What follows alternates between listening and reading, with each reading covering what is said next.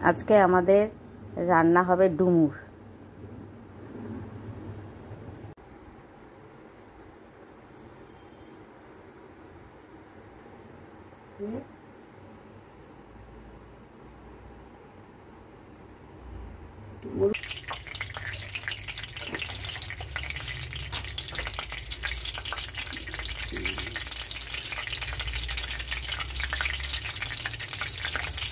কড়াইতে তেল দিয়ে ডুমুর আলু ছোলাকে ভালোভাবে ভেজে নেওয়া হলো। মশলাতে জিরে, আদা, কাঁচা লঙ্কা, টমেটো দিয়ে দেওয়া হলো।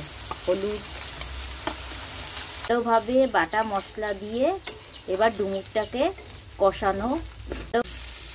এবার কষিয়ে ভালোভাবে জল ঢেলে দেওয়া হলো।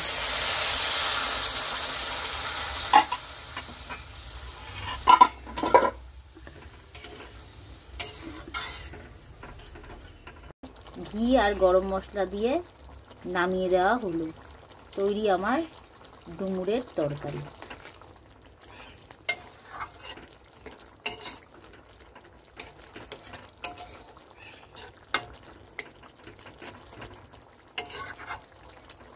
হয়ে গেল আমার নিরামিষি ডুমুরের তরকারি। ডুমুর আয়রন সমৃদ্ধ খাবার, যা খেলে শরীরে রক্তের ঘাটতি হয় না।